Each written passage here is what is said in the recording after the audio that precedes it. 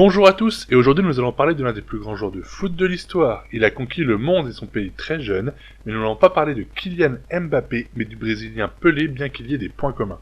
Allez, place à l'intro.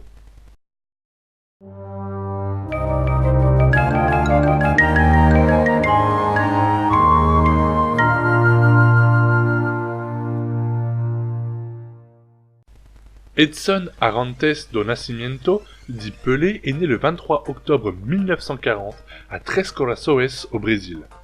Il est connu tout d'abord pour être un footballeur hors norme, mais il a aussi été acteur, réalisateur, scénariste et a travaillé pour plusieurs œuvres caritatives. Le jeune Edson accompagnait son père aux entraînements de football. Son père était footballeur amateur et c'est pendant ces entraînements qu'il acquit le surnom de Pelé, et il se fera repérer par les recruteurs du Santos FC, là où il intégrera le centre de formation. Pelé jouera professionnel dès l'âge de 16 ans, et à 17 ans il participe à sa première Coupe du Monde, et il la remportera en marquant un triplé face à la France en demi-finale, et un doublé face à la Suède en finale. Il sera le meilleur buteur du Brésil. Lors de cette Coupe du Monde 1958, la France finira 3ème, et un des joueurs français rentrera dans l'histoire. Il s'agit de Just Fontaine, attaquant du Stade de Reims. Il inscrit 13 buts dans une seule Coupe du Monde, ce qui est un record encore en vigueur. Sur ces 13 buts, 4 sont inscrits dans le match pour la 3ème place face à l'Allemagne de l'Ouest. Après cette Coupe du Monde réussie, Pelé ne quittera pas son club du Santos FC. Et en raison de la superficie du Brésil et la difficulté de mettre en place un championnat national, le Santos FC dispute alors le championnat de Sao Paulo, qui est, avec le championnat de Rio de Janeiro, l'un des plus difficiles championnats régionaux. Ensuite, les meilleurs clubs de ces deux championnats disputent le tournoi de Rio-Sao Paulo, qui désigne alors le champion du Brésil.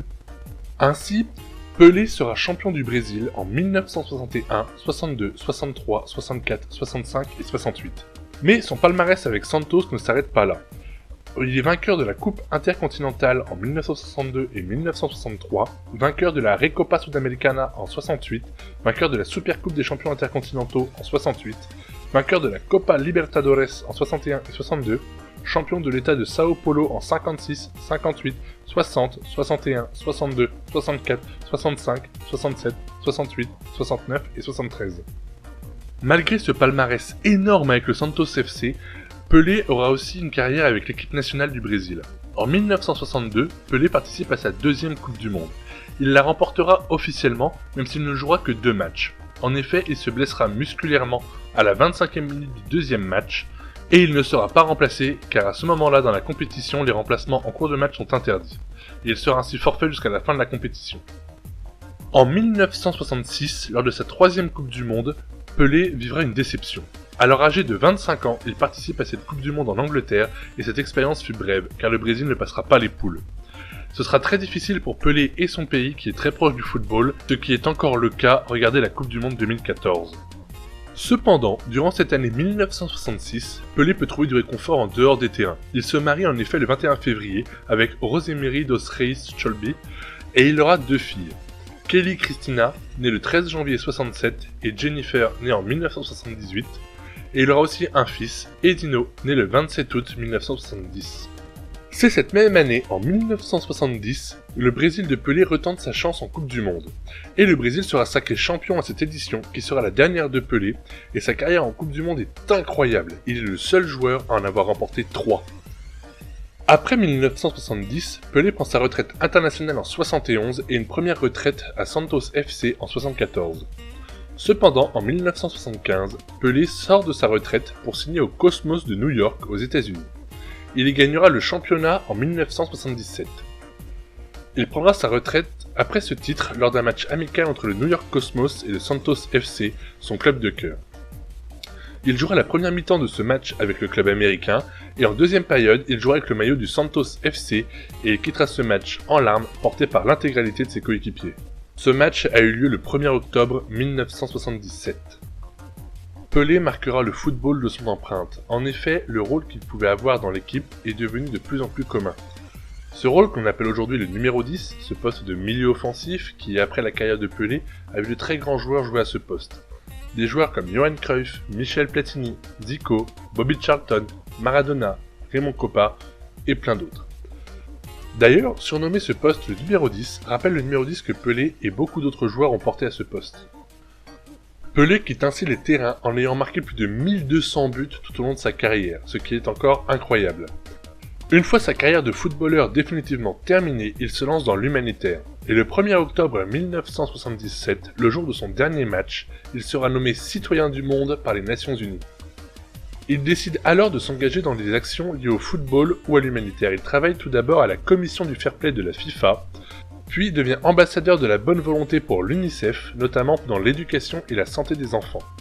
Il n'hésite pas à participer à des manifestations de collecte de fonds, il a appuyé le Téléthon télévisé pour les enfants en difficulté et le gala culte Henriette Oven, ambassadrice de bonne volonté de l'UNESCO.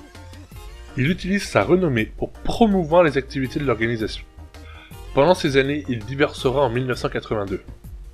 En avril 1994, Pelé se remarie à la psychologue et chanteuse de gospel Assyria Lemos Seixas, qui a donné naissance le 28 septembre 1996 à des jumeaux Joshua et Céleste. Pelé aura au total 7 enfants, un fils et 6 filles. 2 de ces enfants naîtront de relations extra-conjugales dans les années 60. Son second mariage ne durera pas. Pelé aura aussi une brève vie politique au Brésil où il sera de 1995 à 1999 ministre des Sports. En 2013, la FIFA lui accorde un ballon d'or honorifique. Pelé est le seul détenteur de ce titre, il n'a pas pu le gagner durant sa carrière car cette récompense était à l'époque réservée aux joueurs européens. En 2016, Pelé se marie une 3e fois à une femme d'affaires nommée Marcia Tsibele Aoki. Ce mariage est donc toujours en vigueur. Il tournera au long de sa vie plusieurs films, allant du petit film local à l'autobiographie qui sera sa dernière œuvre du 7e art. Pelé aura des soucis de santé depuis les années 2010, mais il sera toujours soigné et aujourd'hui toujours proche du monde du football, où il a le réel statut de légende vivante. Maintenant que nous avons traversé sa vie, je vous propose de vous raconter 3 anecdotes sur Pelé. Pelé a été la première personnalité sportive représentée dans un jeu vidéo avec le jeu Pelé's Soccer sur Atari 2600. Le Santos FC est encore aujourd'hui un très grand club du Brésil et forme encore de très bons joueurs. La dernière star issue du centre de formation du Santos FC est Neymar. Pelé a exprimé plusieurs fois à l'issue de la Coupe du Monde 2019 de voir en Kylian Mbappé son successeur. Voit-il vrai? Seul l'avenir nous le dira. Et voilà, cette vidéo est maintenant terminée. Je vous remercie de m'avoir écouté jusqu'au bout. Vous pouvez me rejoindre sur les réseaux sociaux afin de discuter, je me ferai un plaisir d'échanger avec vous. Et à bientôt.